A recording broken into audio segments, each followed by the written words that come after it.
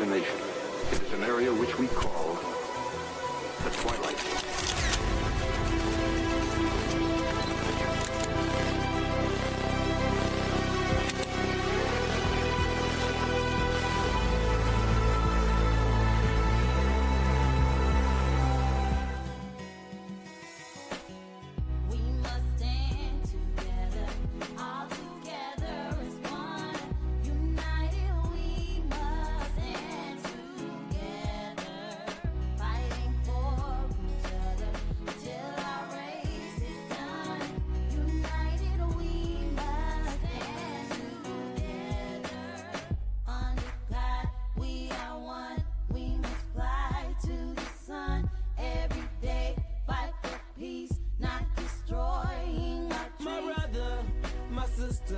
I got love for you, no lie. I give my best, I try. Someday you'll touch the sky. You're an angel, little baby. Wipe all your tears away. I know it's been crazy, but keep your head up high. Foot chase through the projects, dodging foreign objects. Street knowledge, I should've went to college. Odds stacked against me, surviving off instinct. 3 blocks from the precinct. Lil' homie caught a case, others lost family members. Product of his environment, projects produce violence in the middle of the streets, cause that's how we eat. Just a rap about the trap don't mean I ain't about peace. We must stand together, all together. This is the dimension of imagination. It is an area which we call the Twilight.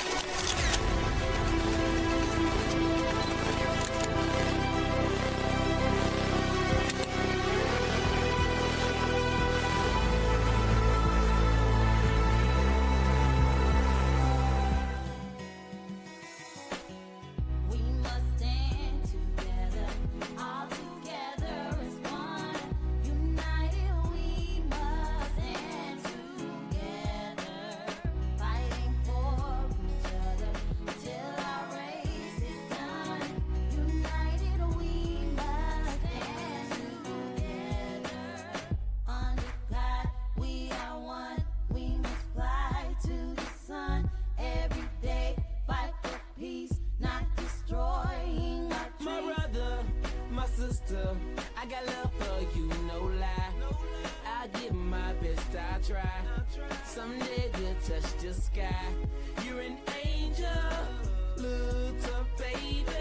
Wipe all your tears away.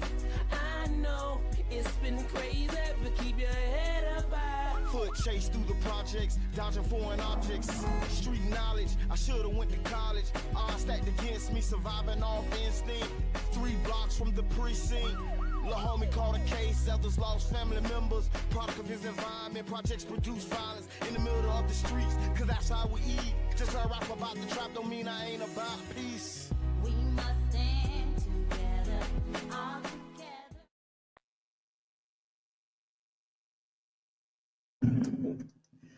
Oh, did it. There you go. Did it. There you go. Welcome to the Tampa Bay Breakfast Club. I'm your brother John. And this is Kiana. And this program is being brought to you as part of the Newman Project, the Community Development and Training Center, aka CDAT. See that? And we'd like to thank y'all for tuning in, helping us to redefine what's cool, because smart is The new gangsta. baby. And if you don't know, now you know. Now you know. No. Royce up early this morning. What's good, Royce? Good How you feeling? morning, And for Royce. those who are listening on the radio, we want to give a big shout out to Super Dave for always setting the vibe on the morning mix with the Tampa Bay Breakfast Club. Coming with that high energy, keeping our mornings alive. So if you want to check out Super Dave and his morning mix, join us early in the mornings, like, because we start actually at 7, but that's for our radio audience. So Yeah. so 7 on the radio, y'all will be able to hear us. What's good, Dan? Good to see you, man. And so 7 on the radio, you're hearing that old school flavor mix from Super Dave. You can catch the old school flavor show Tuesdays, Thursdays, and Fridays from 6 p.m. to 9 p.m. right here on 99 Jams. Don't miss the jams. And tune in, turn up, y'all. How you feel? Yeah, you know what? I'm tired, but I feel good. And I want to give a shout out to listeners, especially on Facebook, Okay. who come in because our notifications don't notify anymore. Okay, the notifications ain't notificating. They're not doing what they do. Yeah. So that means that they are going out their way to go look for us. Yeah. So I appreciate that. Turn it down. So check your things. I Yes, definitely appreciate it. Yeah. Hold on. There we go. Yeah, I hear it. All right. Oh, you didn't think? No, I couldn't really hear me. Okay. But it's community radio, so y'all definitely rock with us, roll with us. We got a nice lineup for you today too. We got Gabby Robinson. She's gonna come in. Black Voters Matter. Yes. And we did a panel discussion together at some point. I think it was last month, the month before. It was just all of us running together. But she had like a lot of great information about what's going on in Tallahassee, what's going on in federal legislation. And so we're gonna get those updates. Make sure that we stay informed, stay civically engaged, and so y'all make sure that y'all stick around for that. Tag a friend, tell a friend, and let them know that we here. We ain't going nowhere. Tired but here, huh? Tired but here. It was a long day. It was but you know what? Yesterday, okay. So listen, y'all know yesterday I went in the aquarium, the sea track, sea track under the sea. That was me. That's what's up. Okay. All right. And it was. I truly did not want to come up. Really? No, I did it. Yeah. Because you go wonder. It's like a 20-minute. It is, and it go quick. It go real quick. Yeah. It goes so quick. Yeah. I got a picture of me like walking up the stairs pouting. Like, okay, like not wanting to come out of there. Yeah. But it was the turtle. Because the turtle was like on my shoulder. I heard the turtle. They told you. They told you about being the turtle. Yeah, the turtle one. He went with us. Okay, the turtle was like in love with some brother John. Yeah. I was like, okay. But it's the turtle. It's this big fish that's about 100. He was in love with me. Okay, like, yeah, he was like, he was kind of ooh. It was something, and the stingrays kind of came in and did what they. Yeah. The turtle was like in the corner, like he was in timeout. Okay, like he didn't even He's having a rough day, huh? Yeah, maybe because it was a weekday. I was about to say that. Yeah, I went on the weekend, and so maybe that's what. Maybe it was a weekday, but I don't know. But it was. It was still amazing. That's awesome. It was a shout out to Kimberly. It was like a group of 4. It was Shakita from the Young Professionals. Oh yeah, Mrs. President. Okay. Lauren is the first. I've never met Lauren. Okay. But she's like a resident mermaid too. Okay, got. But I think she lives on the Tampa side. Okay.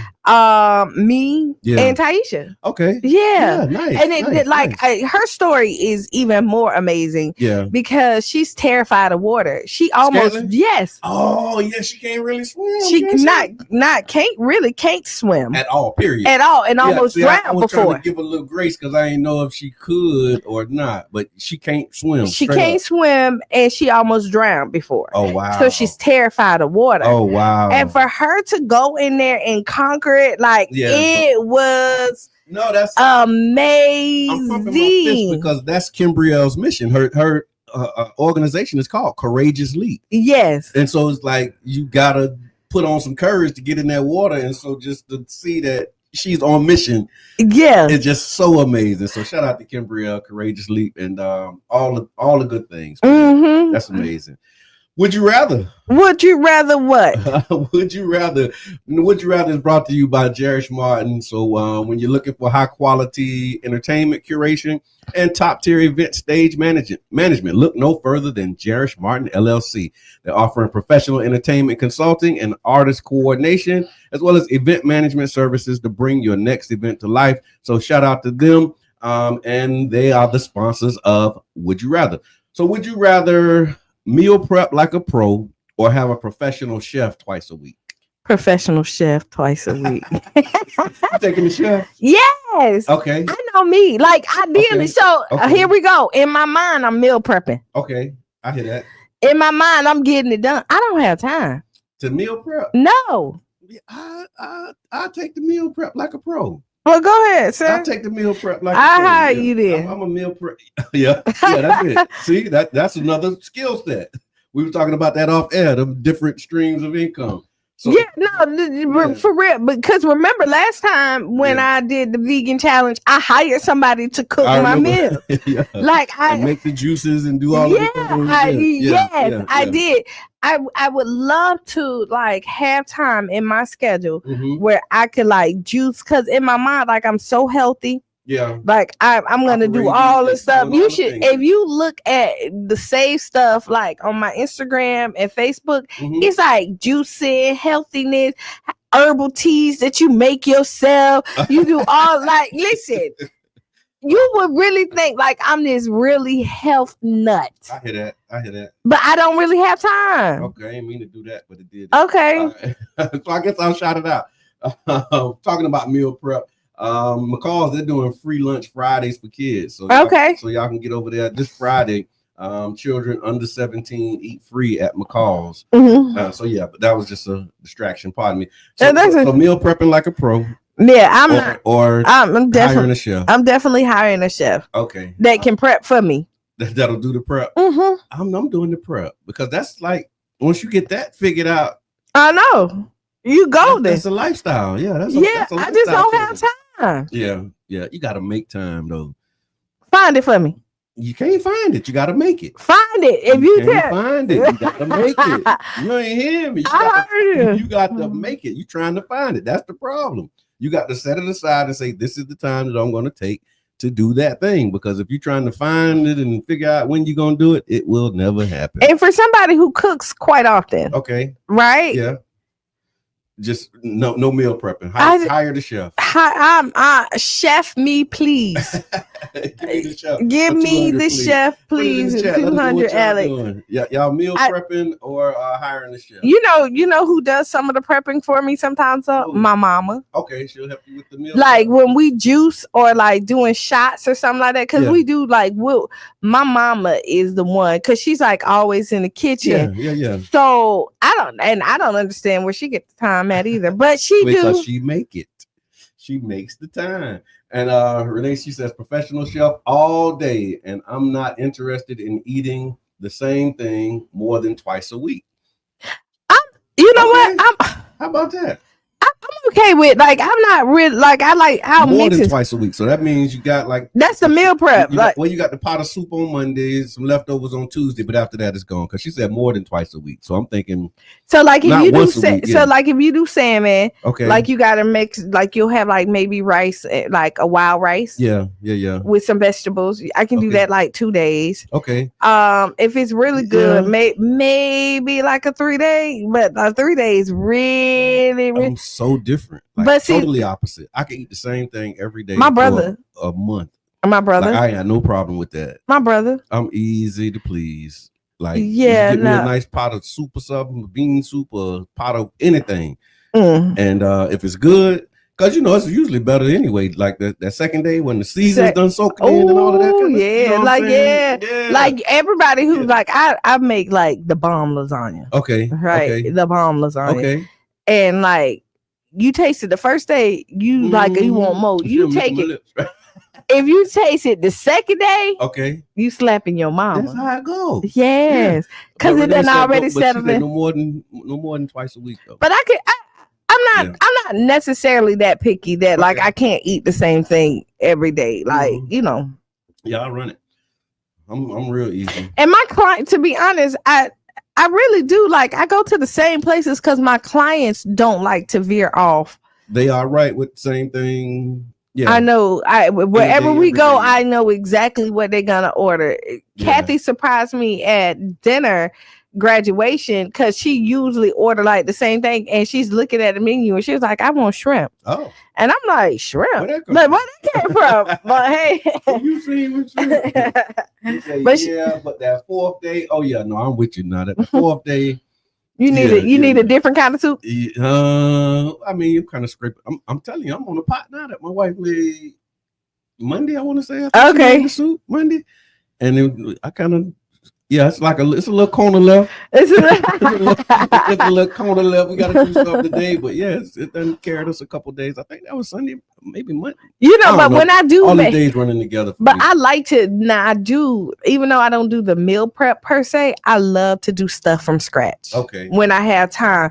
like the homemade soups, and like I made a homemade apple pie with the dough, cut my own fresh apple, and did all that. Yep. Like I like to do that. Okay, now I hear that. This super cat giving me a call. I'm gonna let him know we on the radio. He can call in to the station. Mm-hmm. Yeah, on the radio. So also we want to give a shout out to those who doing some amazing things in the community. Tiffany said she's gonna take the personal chef too. Yeah. Man, I thought y'all was some meal preppers. Not at all. Yeah, you knew I wasn't no meal prepper. I knew you wasn't no meal prepper. I don't even know why you even pretended in your mind. And I got stuff to meal prep. That's the thing. Like I said, I have stuff to do the prep with. Yeah, and it never happens. This is why I hire somebody to do. I'm one of the people that hired to get it done. Pay for what you want. Yeah. All right. So again, talking about amazing people doing amazing things. I actually had an interview with Rakisha Fuller yesterday.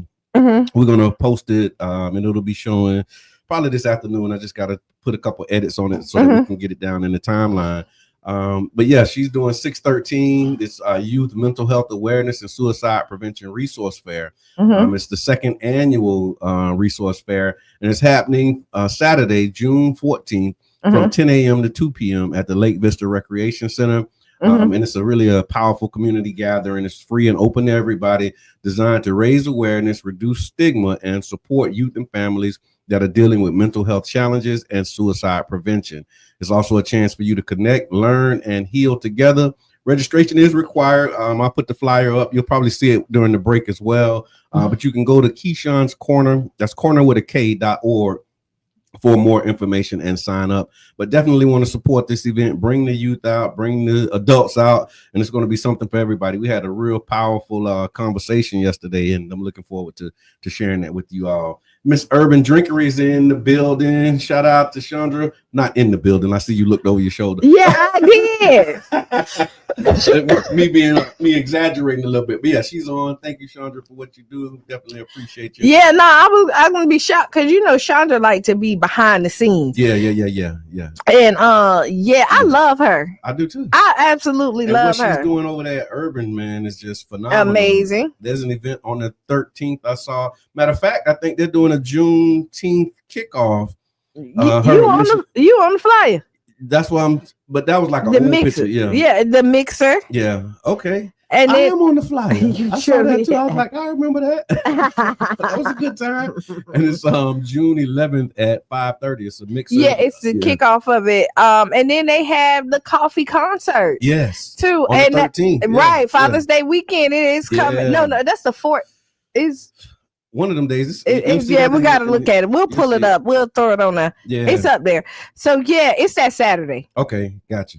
And then Story 727, the summer camp is actually happening. And so shout out to Story. They actually been transforming lives in South St. Pete for a while now. And so their program focuses on exposure camps, basketball, STEM, and mentorship.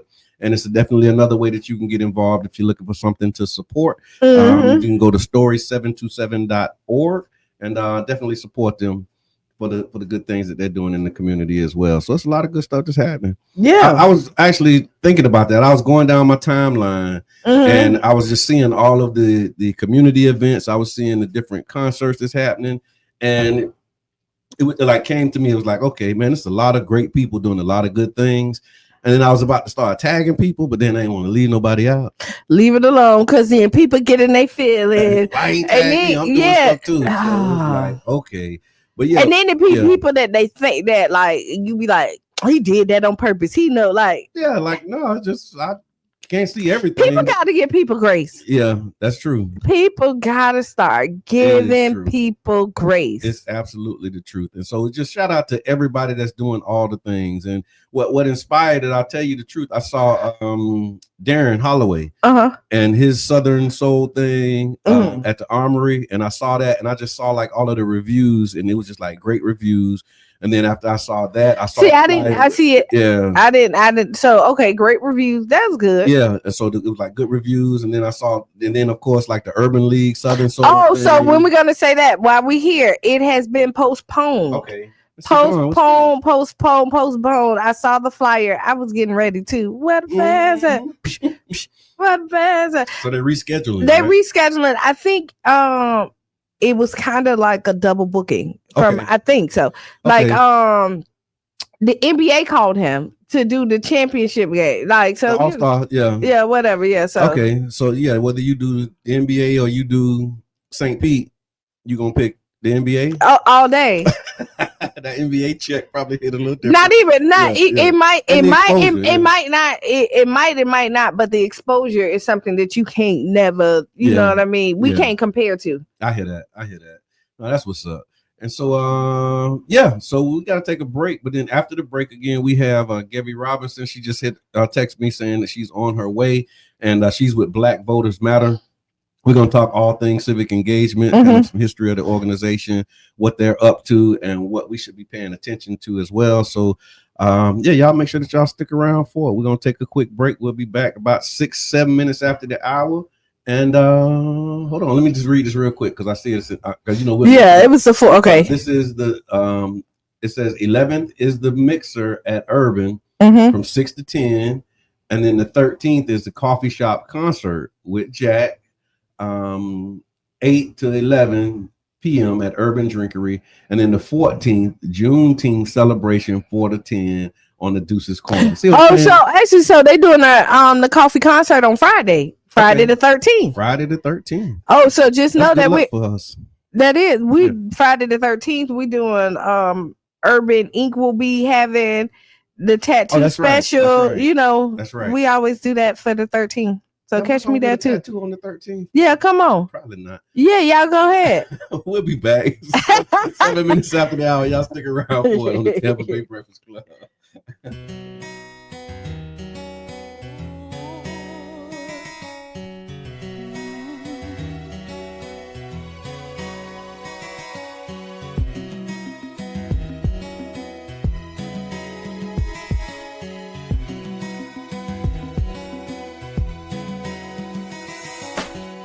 We must stand together, all together as one. United, we must stand together, fighting for each other till our race is done. United, we must stand together.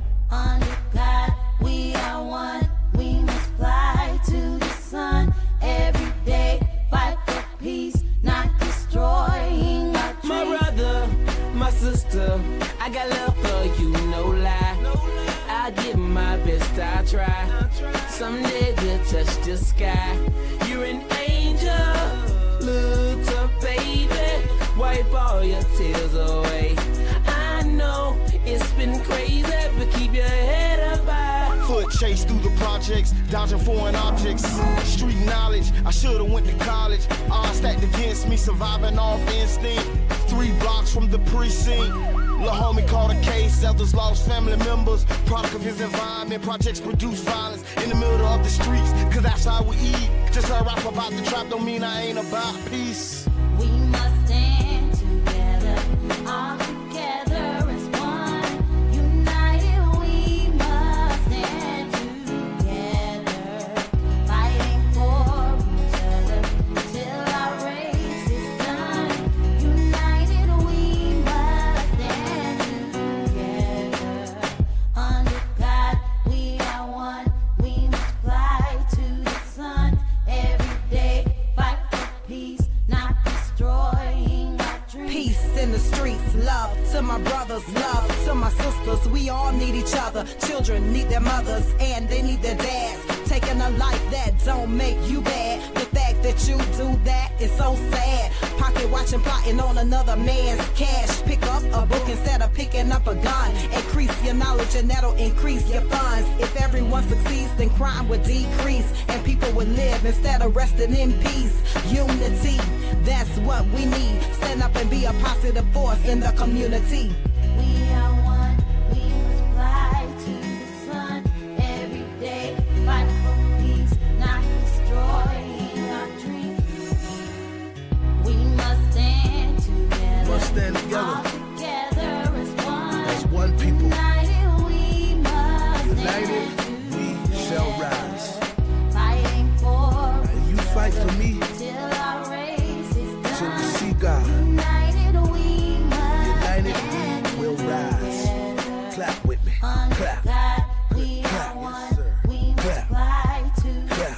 G beat on the track, man, and I mean this is from the heart.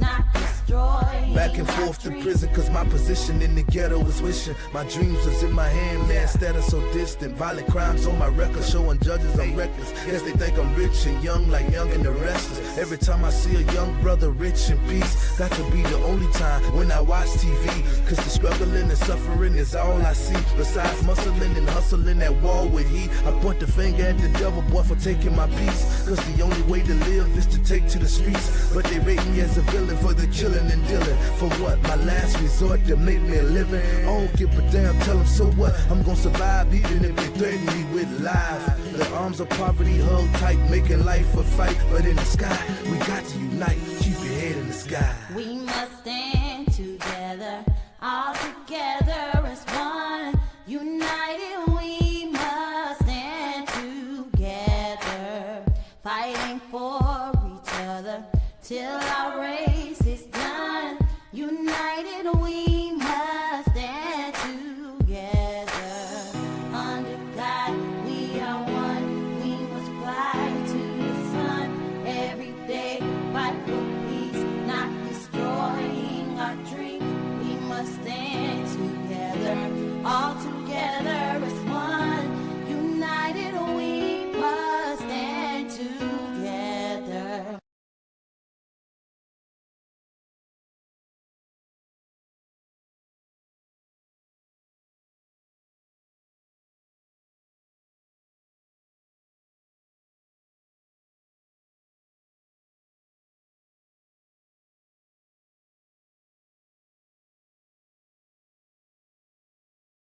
Shared prosperity.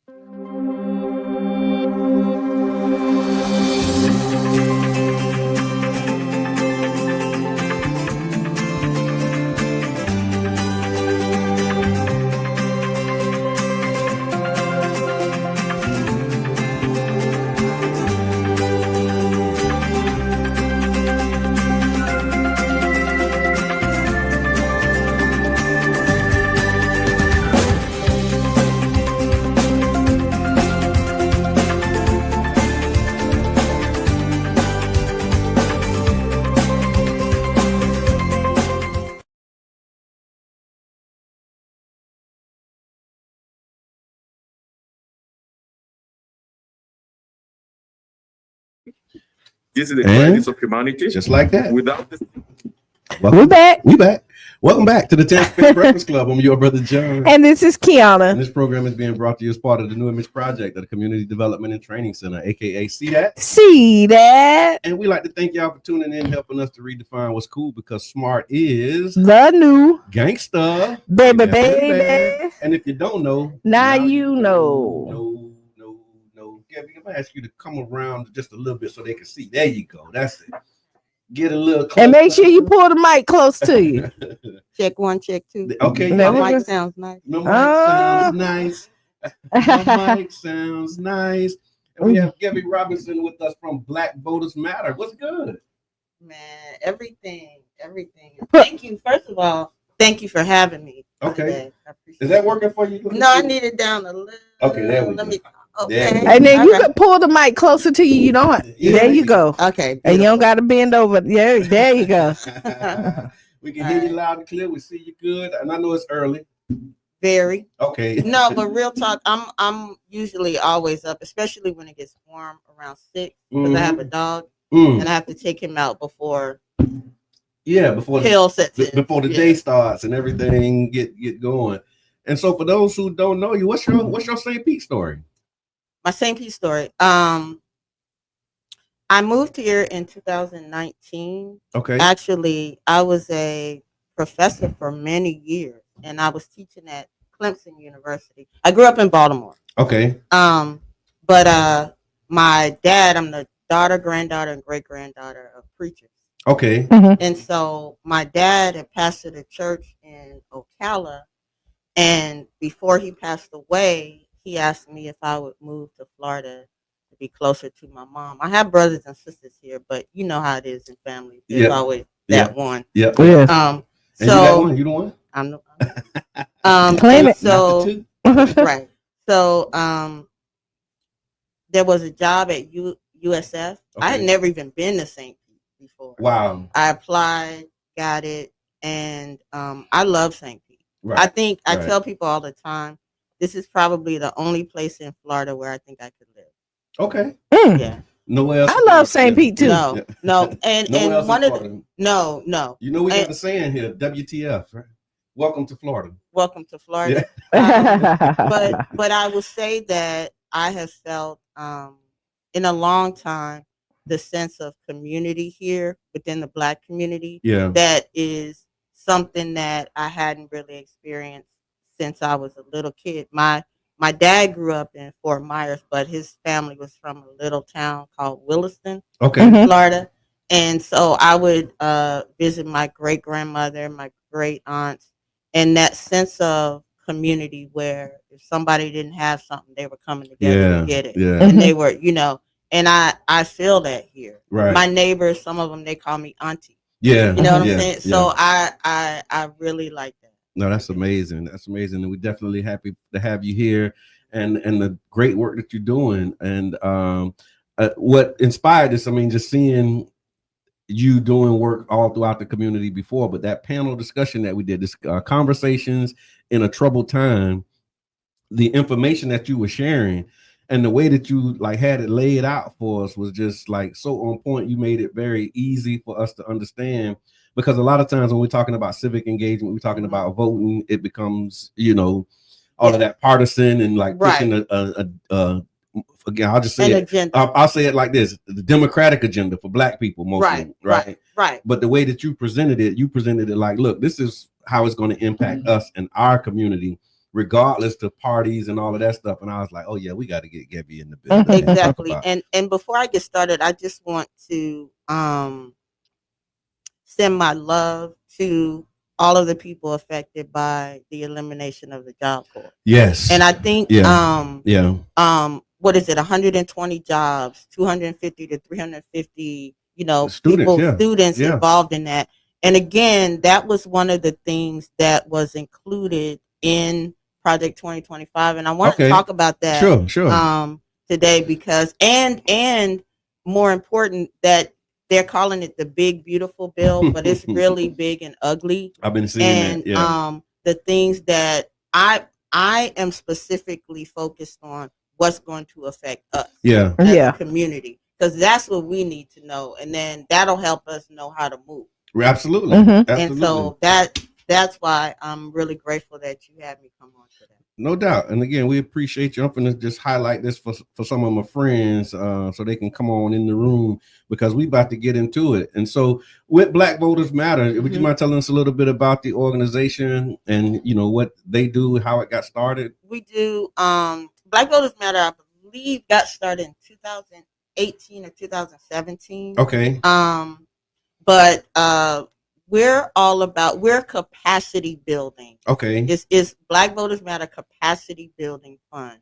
Okay. And we are focused on building capacity, like we say, within the Black community. Makes sense. And we have different, like healthcare, we're focused on that, voting rights, environmental justice, housing, public safety, education, economic justice, food and agriculture, because all of these things are very instrumental within our community. Right. And so we also believe in, again, because we're capacity building, we do granting to nonprofit, Black-led nonprofit organizations. Right on. And we have granted over $50 million to saw Black-led nonprofits. We also do warrant clinics. And actually, they hadn't been coming to Florida, but next year, our warrant clinics are going to be here in Florida for people who have misdemeanor fines. Like, they're pushing upwards to $1 million worth of fines that they've actually been able to pay off. Wow. So people can get their licenses back and things like that.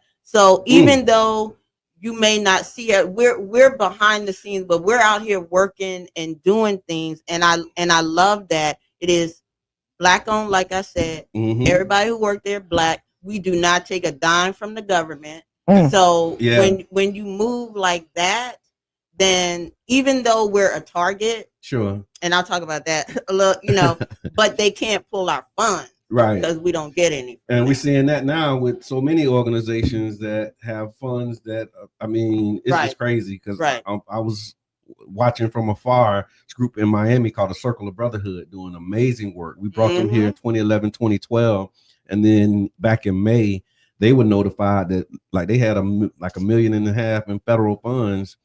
And the letter that they got said that the administration just had other priorities. Yep. And it basically shut their organization down. I'm on the board for the Pinellas Opportunity Council, trying to figure out now that like 70 to 80% of their funds is federal funds, trying to navigate like, okay, what happens if they pull a plug on this and stop it? So to your point about not accepting federal funds and really doing it for self allows you that independence, number one, to be able to speak how you want to speak, right, and not have the fear of like if the administration's priorities change that you'll be impacted by that. Now I will say this, it may not be the administration's priorities, but we had to be like last year, of course, was the election year. I had to travel with armed bodyguards. Wow. Wow. Everywhere I went, we had very strict instructions. We couldn't be out later than 7:00 at night. As soon as we were done, like if we're not traveling, if we're not doing anything under the guise of BVM, don't wear your shirt, take your shirt off. Wow. I mean, because the threats are real. Yeah. It's a hostile environment. It was very hostile. And it was just mind boggling because I'm like, man, this is 2024 and we still doing this. My bodyguard, his name's Derek, but I was calling him MacGyver because he had everything. He was pulling stuff out from everywhere, but I felt really safe and protected, but it was just sad that you have to even go to that extreme. Yeah. Yeah. Wow. Yeah. And so what are some of the things that we should be paying attention to? What are you seeing? Listen. Okay, so let me start with Florida. Okay. Because these are the things during the legislative session. These are the things that are going to go into effect on July 1st. Okay. Okay. So we already know about the restrictions on DEI, diversity, equity, and inclusion. So we have SB, as we were just talking about, SB 1710, which is prohibiting state agencies from funding DEI offices or hiring contractors that have DEI practices, right? Wow. So that's why people cleaning up their websites and trying to make it look like that ain't what they do. Because if that's what you do, and you're trying to get a contract with the state, you may not be able to get that contract because of this. And you know what I'm learning too is that even you know how we jump so quick and be like, oh, we're not doing it because they changed their program. Yeah. A lot of times they're rewording it and still running that same program. I was just on the panel. But the thing about it is, in a lot of the universities, because I get, even though I'm not at USF anymore, I'm getting every day. Yeah. Somebody's calling. They took this down. They took that down. This person got fired. That person got fired. This person. So they're really ramping it up now. Yeah. Which is really unfortunate, and it is detrimental to students. Yeah. I can say when I was teaching, I brought up Emmett Till. I was trying to remember. Oh, I know what it was. We were talking about, it was during Black History Month, and I said something like Rosa Parks. You know, they teach you about Rosa Parks and that she didn't get up because she was tired, but really, she said it was because she was thinking about Emmett Till. Okay. And the students at USF were like, "Who is that? Who is Emmett Till?" And I was like, "Oh." And so I was like, "Oh, y'all want to know?" Okay. So look, y'all asked me. Yeah. You asked me. So I told them about Emmett Till. We went over the whole thing, and as we started moving, like they wanted to know more and more and more. And what happened was, and I said this at the event, they got angry. Yeah. They were like, why didn't we know this? And it's because an educated populace would never tolerate the racism and all of the things that are going on. And that's why they want to keep the history. Okay. That's why all they want people to know about Black people is that, you know, we got chapped lips and we climbing up the rough side of the mountain, right, and we still trying to overcome. They're not going to tell you about the fact that we pretty much built this country. That's interesting that you say that, because when we think about not teaching history, we usually think about it from the perspective of our children. But to hear you say, like, these are students who are not necessarily our children. I mean, they all our children, right? Right. But just a different demographic. Mhm. When you see the detriment to them not knowing, Yeah. and then the impact of when they get the information of how it shifts their ideas about the country. That's what they're saying. Oh, you teaching them to hate America? No, I'm just teaching you the history of the country so that you can know not to repeat it. And to understand your power, because they had no idea how pivotal young people have always been in every movement in this country. Right. They had no idea. When I told them about the Greensboro Four, I'm like, those were 18-year-old college freshmen. Right. Understand? Right. Yeah. When you look at the Vietnam War, those were college kids. Those were kids out there. Yeah. You know, so Dr. King, I think he was 25 or something when he was.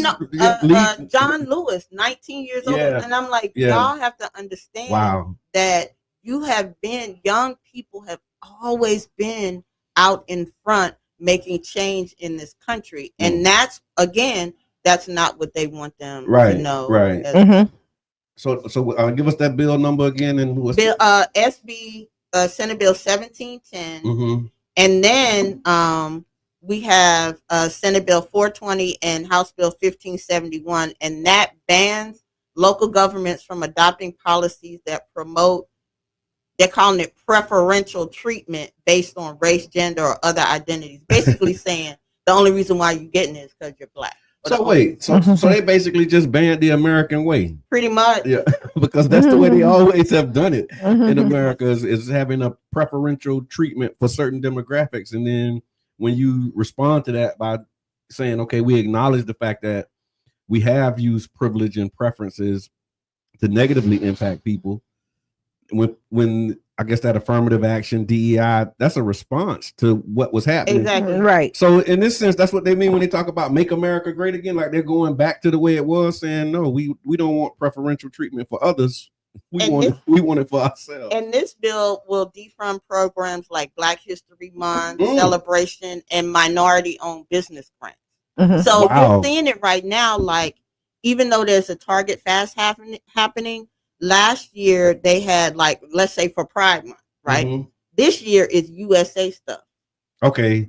You get what I'm saying? Or even like the president of USF, who I can say she and I bumped head, and that was actually after a meeting with her, was when I was like, you know what, I'm out. Yeah. And I've always been organizing and being an activist. I was a part of back in 2016, Clemson had, and you can Google it, the psych sit-in. We shut down the administration building for 9 days. So while the students were over there, I was part of the faculty that was we were meeting. I will say this about the administration there, probably because the president found out that he and I were both from Baltimore. Okay. And so I would be called into the principal's office all the time, but they had meetings with us regularly. So like the faculty is over there talking, the students are holding it down. Then, I'm taking my classes over there. We had tents and food and whatever, and that started because, well, it had been going on for a while, the tensions, but then we had an African-American banner and somebody hung some rotten bananas. Wow. And so it was already a ticking time bomb, and then that just set everything off. Yeah. That's so rude. Yeah. That's so disrespectful. Come on, like, man. Yeah. Wow. Yeah. But that still happened, like you said, and this was 2016. Oh, and that was the Trump in the first term of President Trump, right? Was that when all of that stuff was happening? Oh, but Clemson has always, I'm gonna say this, and I'm sorry, Florida, but I gotta tell the truth. Okay. So don't be sorry for telling the truth. You on the Breakfast Club. I thought it couldn't get any worse there. The KKK actively recruits on that campus. You would go out, I would go out to my car, and they would have little bags with candy and their, information, have website and everything, and they would drive around the campus because it's an open campus, right? With their flags and everything. And I really thought it couldn't get any worse than that. and then I came. Okay. Okay. So let's just the way Florida moved, like you hear about Florida, but I think if you've never lived anywhere else that ever experienced it, you don't really understand just how diabolical Okay. Yeah. things are here and the Wow. way people move here. And so I come here and I'm seeing things that I have never seen before. Yeah. Like even at Clemson, they weren't pulling stuff down and doing that. You know, I have my issues with some students, you know. Yeah. I remember the first time I walked in a class over there. Well, I was in the classroom and it was about 5 white guys walked in. They saw me at the front of the class. They were like, "Are you the professor?" I said, "Yeah." They got up and walked out. Oh my God. Yeah. Okay, cool. I don't need you in my class. Yeah. Yeah. Right. You You know did what me I'm a favor. saying? You saved me a whole lot of So, grief. so the racism here is at a all-time high. Yeah, because I think, and I have to say it, I don't see that fight back Okay. from what, like, I think, well, I don't think I know. When people get into positions, higher positions, and they start making that money and they're comfortable, they're not going to rock any boat. Yeah. They're not really going to rock any boats. So there were very few of us speaking out at USF. Okay. Very few. So what Florida is, I can say like for St. Pete, like we gather together, like you say, we gonna rock together. It's the higher ups Mhm. who Right. don't really. Right. The people get together Right. and make the Yeah. noise, but then the people that we need that's in position is actually scared to join. Exactly. They said the status quo is never changed by the people who are comfortable in it. Exactly. Right. And so if you're comfortable, Exactly. you got a cushy position, a nice job, all them benefits, and now somebody talking about changing the system. Mm-hmm. Yeah. Why would I do that? Mm-hmm. Right. And that's what it is, and that's why it's a lot more difficult Yeah. for things to change. Even when you're seeing people at USF, they are firing black people left and right. And I have someone who calls me, she's over there, and I keep telling her, these are the words I say all the time. Nobody is safe. I don't care if you have tenure. Yeah. Nobody is safe. Yeah. Mhm. No, so you may not want to speak up because you want to keep your job, but trust me, you are not safe. Yeah. When your time call, your When- number get picked. Exactly. Yeah, you're gonna be out. Exactly. Antonio Brown, I see you. What's good, brother? Thank you for tuning in. We also have Councilmember Brandy Gabbard is on. Mama Blue, I see you. I appreciate you. You listening to the Tampa Bay Breakfast Club. We have Gabby Robinson of Black Voters Matter, and she's giving us the rundown of some of these bills that will be taking effect July 1st. Yeah.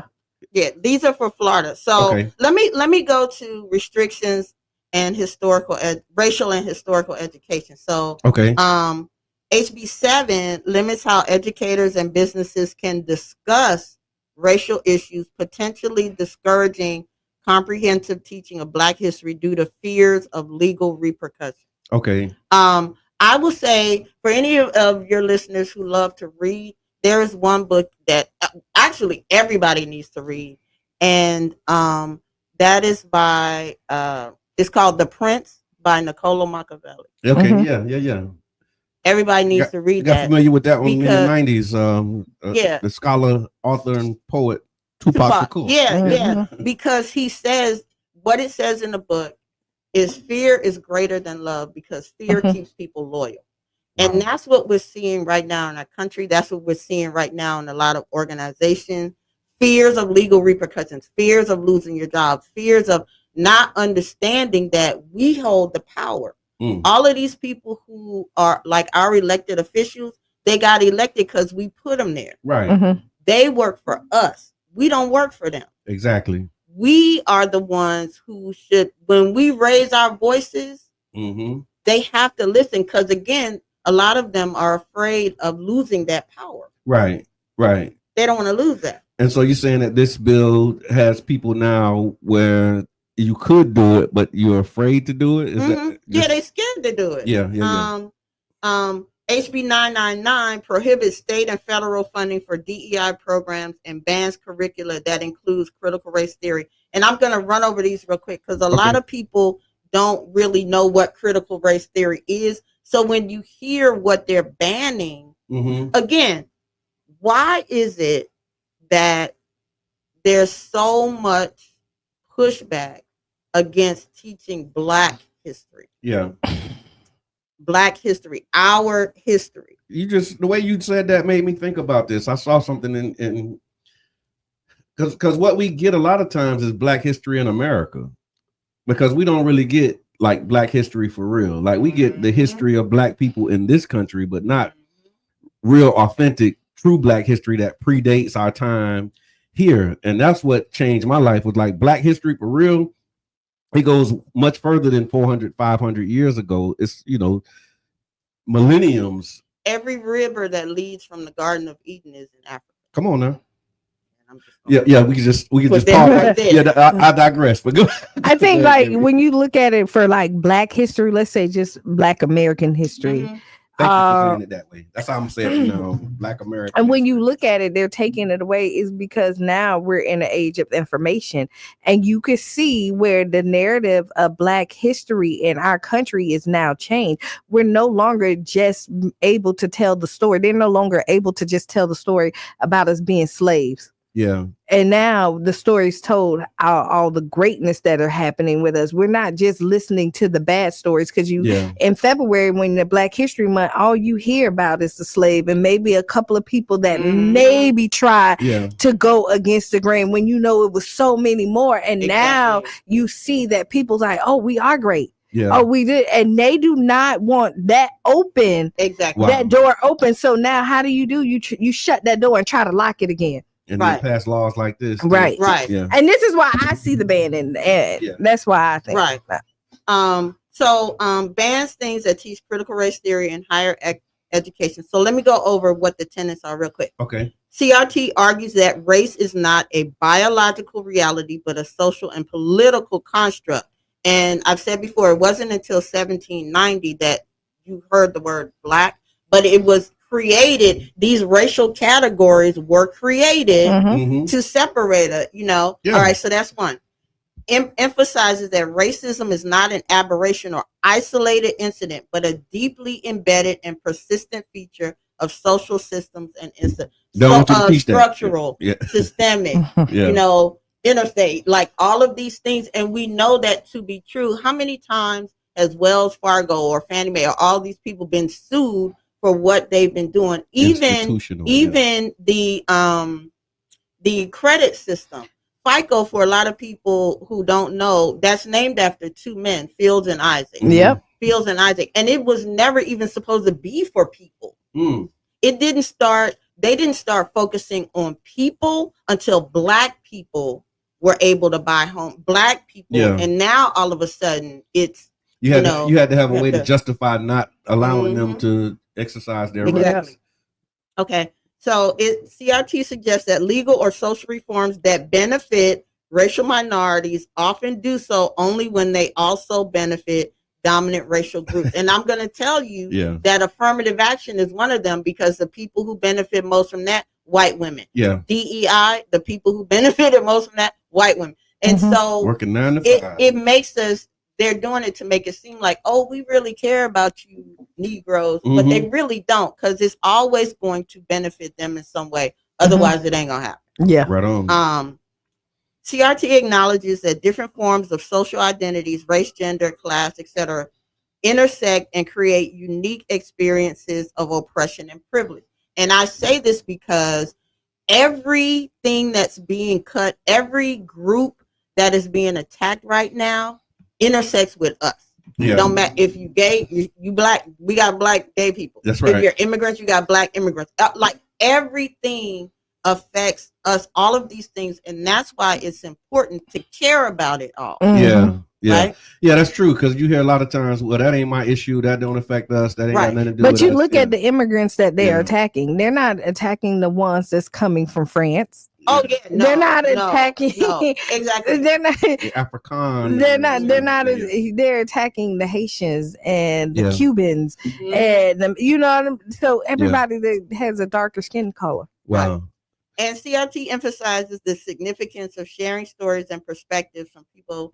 Well, I'm not going to say people of color, because we know now that, I never liked using people of color. Okay. And I'll tell you something else that I don't refer to myself as, and that's African American. I'm Black. And the reason why I say that is because there have been studies that have shown that white people feel more comfortable saying African American or person of color. Yeah, And my thing is, I'm not here for your comfort. that's right. And it's powerful to me to say I'm black. James Brown, my favorite artist, says, "Say it loud, I'm black and I'm proud." Yeah, And I talked about it at the event. I think that he has children. If you listen to that song, when he says "say it loud," the call and response, the chorus is made up of children. Yeah, Because he said, "I want kids to know from early on yeah. that saying you're black is something you should be proud of." And I had my students, college students, tell me they were told not to refer to any black person as black. Wow. They were like, you have to say African American or person of color. I'm like, who's telling you that? Yeah. I mean, black people, you know what I'm saying? Right. That's like you said, they don't like blacks. Who told you? Who is that? They don't like Wow. black. Don't call them black. I didn't think about don't that. call them black. You know, And you made a good point about the comfort, and I remember seeing just having a conversation about, and it just came up recently. I was talking to somebody, and they were she was sharing an experience of her being in a meeting, and she said something that made some white people in the room uncomfortable, and her response to them was like, welcome, because we've been uncomfortable in these spaces for years, and now for me to be able to say something like, I'm tired of trying to make myself uncomfortable so that you can be comfortable. But like, then you don't care about my comfortability. no, not at all. Not at all. Because you just, take it for granted that I'm adopting and like, I'm okay with this, but I'm struggling the whole time. I'm uncomfortable the whole time. Right. So now when I have the freedom and the courage to speak my truth, and it makes you uncomfortable, you want to tell me I'm wrong when that's not the reality. It's like the comfort zone is where the comfort zone is where your dreams go to die. You're always the victim. Yeah. No. I know. Exactly. But that's where we at, y'all. We tired of making other people comfortable at our expense. Right. And so what this last one is saying is that, we have an oral history because of laws that were made, we weren't able to go to school, couldn't learn how to read, couldn't learn how to write. So you had people, the griots in your family, who would tell stories that would get passed down and passed down and passed down, or people, because we couldn't go to hospitals, they were born at home, midwives, and they write their birth down in a Bible or something like that. We got one of those in my family. Do you? Yeah. All of these things should be accepted as scholarly. Yeah. Because it is a part of it's that oral history. And you know what? It's learning how to read and write. We knew how to read and write. They were trying to take it from us. Yeah. That's just think about it. Like if somebody can write in their birth date and all that, they had comprehension and they knew how to read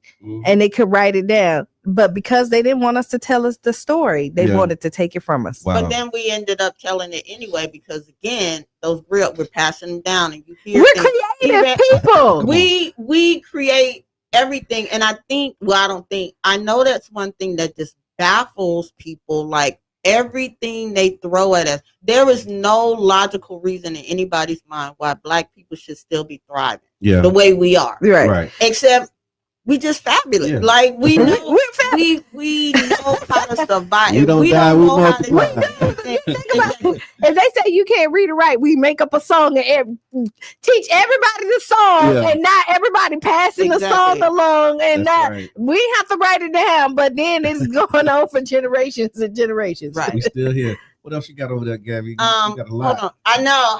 Tell me how much time I have. We here for it. Okay. All right, I'll just go over the last thing about voting rights, and then I want to really get to this beautiful bill. I just outlined some things so people can really understand what's about to happen if it passes in the Senate. Okay. Okay. So last thing, voting rights restrictions, imposes stricter voter registration requirements, and that's that whole with the real ID. Yeah. And again, you have people who weren't born in hospitals who don't have a birth certificate or whatever. They have. You get what I'm saying? They have Wow. SB 1414 limits volunteer petition collection for constitutional amendments and increases penalties for sponsors hindering grassroots initiatives. And HB, wow. That's the space you operate in. Wow. Yeah, you operate in that space a lot. And so now you can't So give me the breakdown. So Okay. it talks about the voluntary It collection. eliminates volunteer petition collection for constitutional members. So if we want to you put can't- something on the ballot and say we want this to change the Constitution, you can't do that voluntarily. No, you have to go. I believe the way it is, you have to go down to the office and do different things. Like you have to be identified. It can't be a Like volunteers, like we say, hey, can y'all help us? Yeah, no, you can't.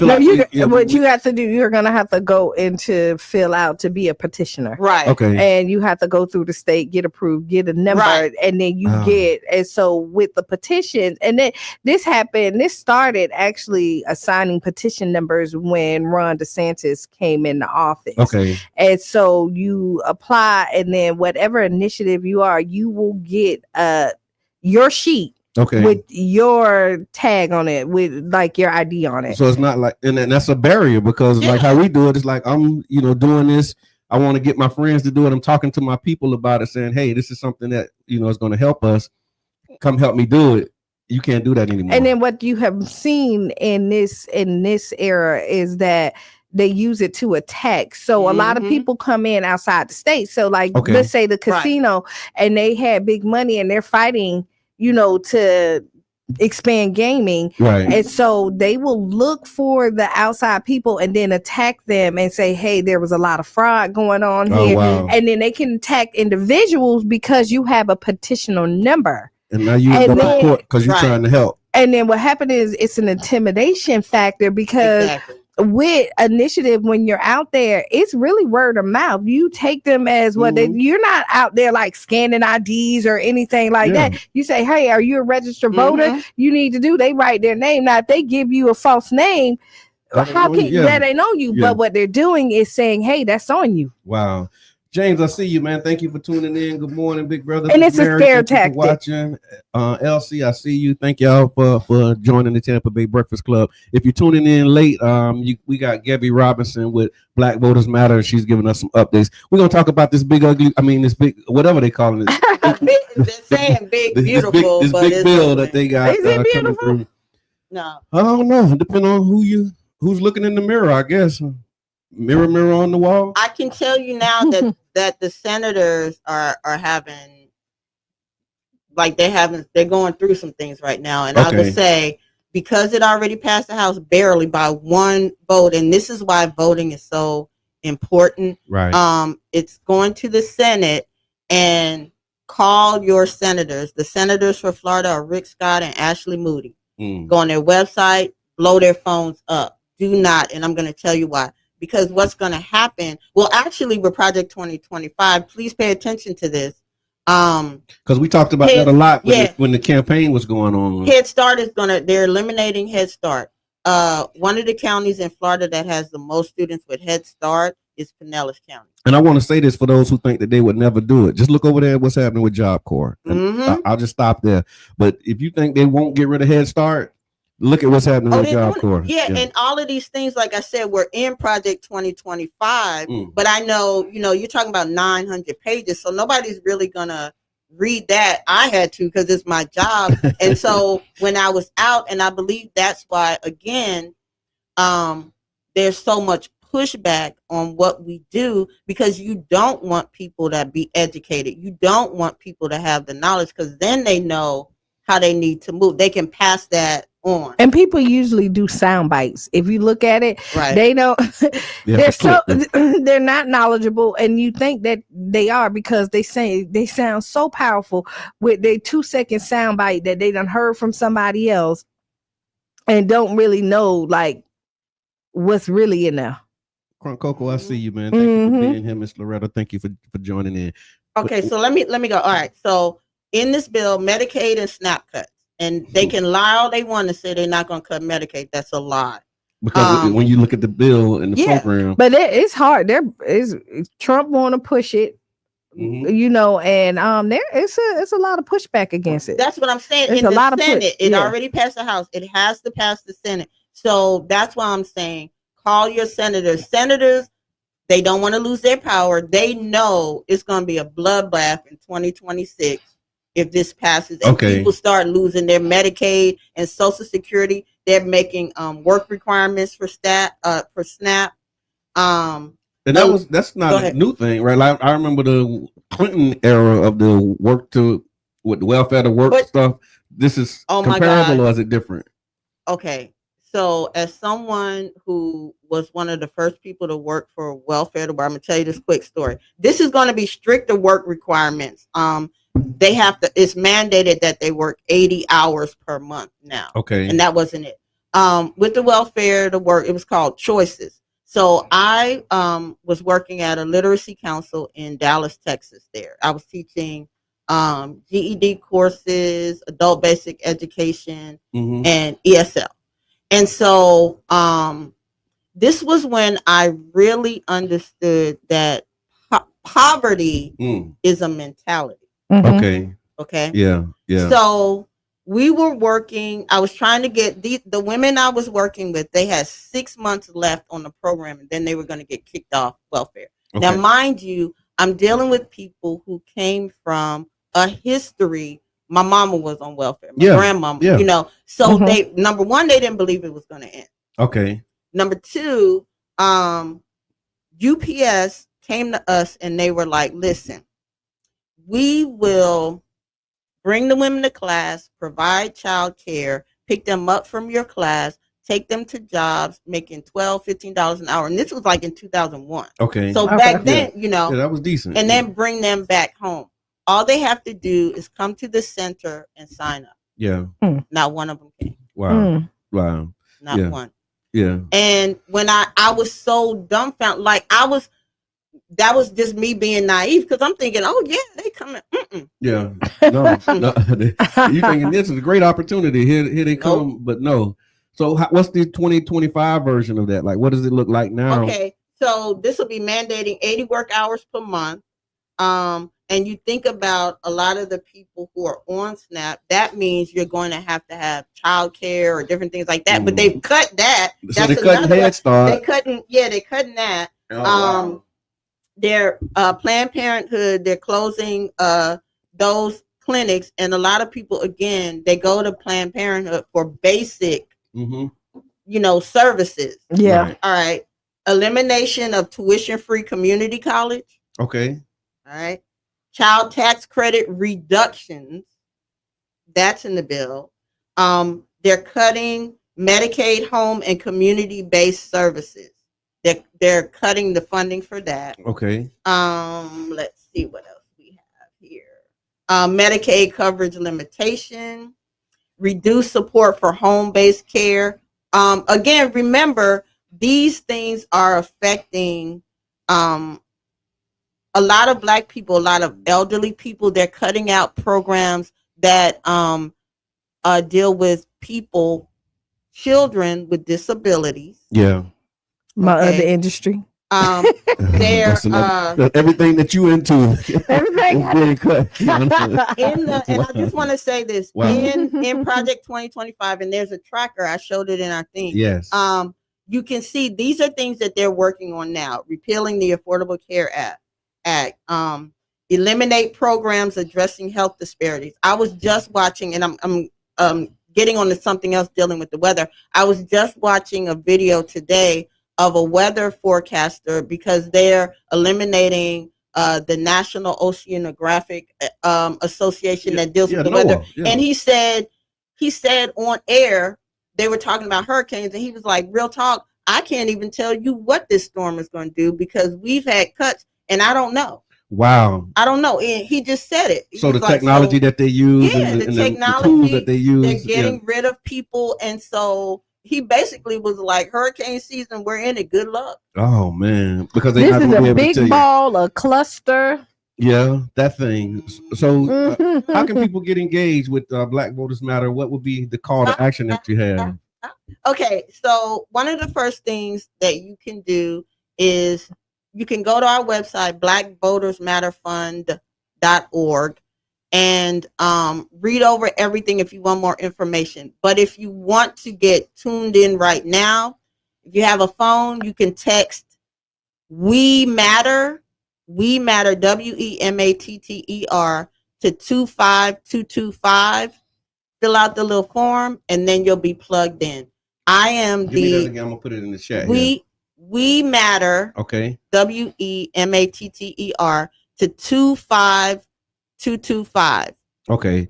And that'll get you engaged. Yeah, Okay. you fill out the little form, and then that you'll get updates. You'll anything that we're doing.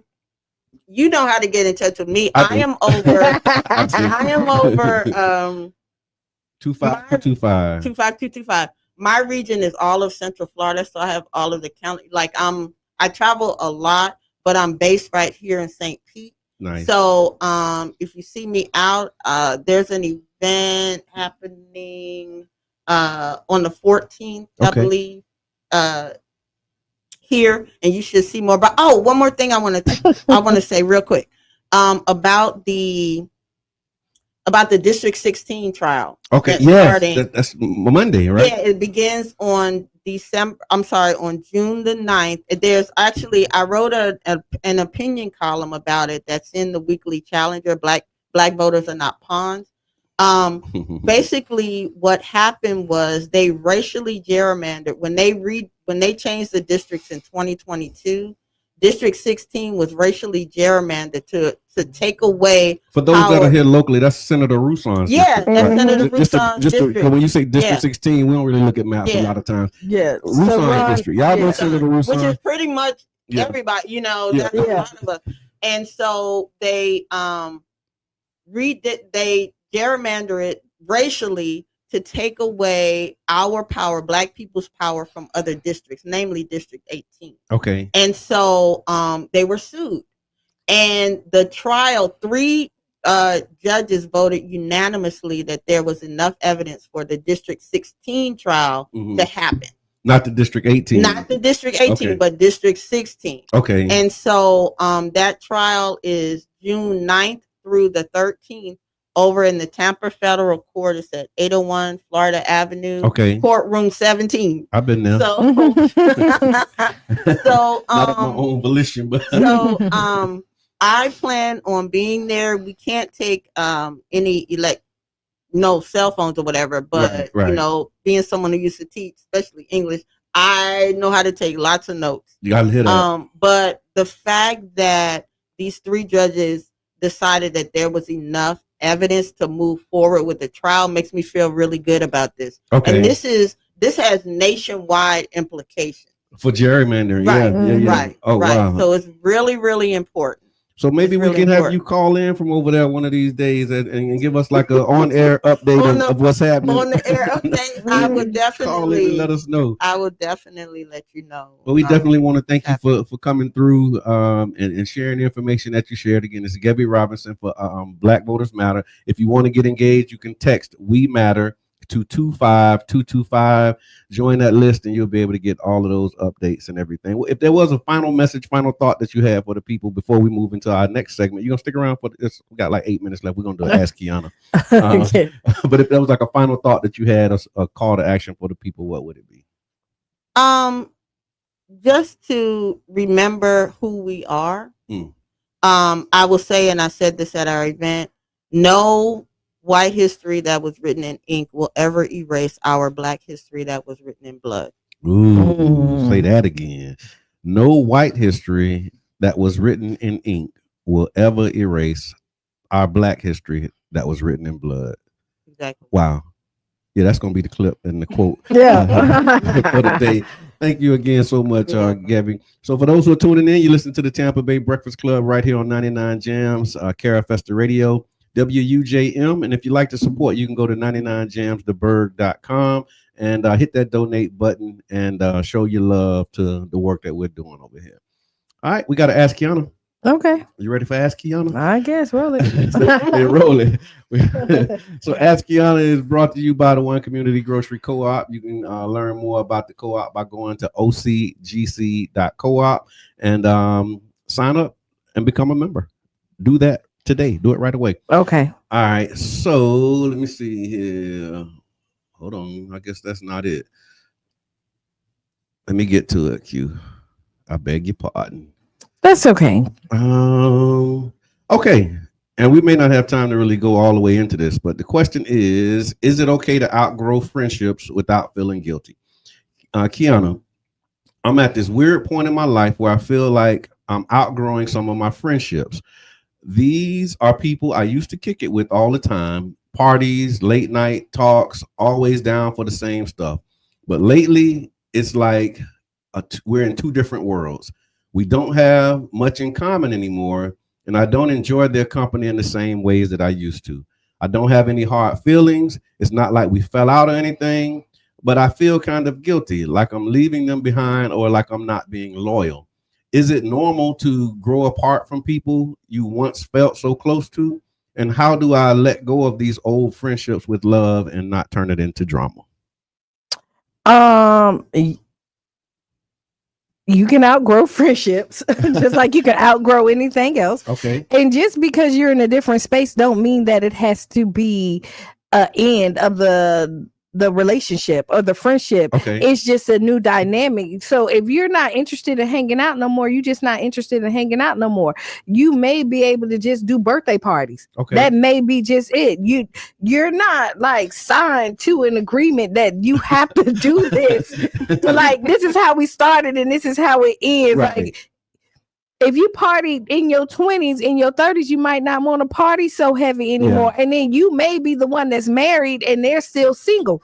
Yeah. Y'all in two different stages in life. Right. You may be a professional and they still trying to figure out their life. Yeah. You know, sometimes trying to hold on to things that was good for you back then will maybe drag you back to where you don't want to be. Right. You know, it's okay. Everything don't have to, like, people think just because you move on mean that it has to be this big old blow up, like you got to have this conversation. Life will just show it. Life be life. And when you grown, I have girlfriends that be life when you grown. Right. Yeah. You don't have time for that anymore. Like, if they call and be like, girl, we want to party, I'm not doing it. Yeah. You don't need, have fun. Yeah. You don't got to explain. You don't got to do that, because it don't have to be the end of the friendship. It just has to be the end of what y'all did together. Okay. You know, like, if you don't want, you invite them to the things that you want to do. Okay. And if they don't want to do it, that's fine too. No harm, no foul. But everybody, but that's where the problem sometimes come in. It's like, okay, well, you don't do this with us, so I ain't doing that with you. That's fine. Yeah. Yeah. That's fine. Yeah. But then they make that like a whole problem. Listen, you don't come to my stuff, so I ain't going to your that's stuff. The problem. And but when you are grown and you have real relationships, if you have real friendships, because y'all don't like the same thing, should not be the end of your relationship. Because real friendships know that real stuff happens. Yeah. And if y'all tied to the club, then what else do you have? I hear that. All right.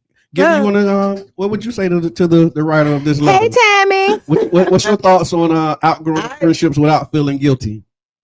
Well, I don't do the whole guilt. I'm a different kind of person, I think. Okay. But I agree with what you were saying, most definitely. Let me sit up here. Okay. But I do think you can outgrow people. You shouldn't feel guilty. And if they're really your friend, I have friends who I've known forever, but because of life, like you said, we don't talk all the time. But then when we do, we're right back into it because we're true friends. A true friend, you shouldn't have to be around them all the time. That's territorial. That's a problem. Yeah, that's a problem. But as you grow, like you were saying, as you grow up and have different priorities, they're going to change. And sometimes people need you. Like something happened and you need to be on spot, like for them. Boom, boom, boom, boom, boom, boom. And then like that phase has faded out, and now you move on. Like, people keep on. It's a territory. Like, you gotta do this. No. That's right. And I say, as far as the guilt, I know is my favorite word, and I know a lot of people feel guilty saying no. That's why I said I'm a different kind of when it comes to guilt. Because you don't have any qualms with saying none whatsoever, because I protect my peace. I know I'm not going to do something I really don't want to do to make somebody else happy, which might sound selfish. But really it's about being honest. Yeah. Because if you ask me to do something I really don't want to go and I go anyway, this is how I think. In my mind, I'm lying. I'm being dishonest. And if we're really friends, why would I have to do that? Yeah, why would you put me in a situation where why would I feel like I can't be truthful with you, or I can't, Mm-hmm. express without you hating me or being mad. Right, because there are some things that I do for my friends that I wouldn't normally do. Like there are some compromises. But you pick and choose. But I pick and choose. Right. But don't be mad at me if I be like, no, camping. I went camping with you on your last birthday. Camping ain't my thing. Don't ask me to go camping no more now. No, I'm just saying. I hear that. But I have a good group of friends that I can be, and they'll just laugh and they'll be okay, and we'll keep it moving. And if my truth bothers you, then again, are you really my friend? Exactly. Wow. All right. Well, that's the Ask Kiana. Again, Ask Kiana is brought to you by One Community Grocery Co-op, ocgc.coop. Go there, like, share, subscribe, and spread the word. Final thoughts? Oh, man, there's more that needs to be done and needs to be said. So let's get to work. Let's stay working, and let's do it together. All right. Be the change you want to be. Write down those 5 things that make you smile, giggle, feel good about the day. And stay tuned for Sister Hugh. Make you lose your shoes and shout all around the house. Amen. This All has been the Tampa Bay Breakfast Club. I'm your brother John. And this is Kiana. And we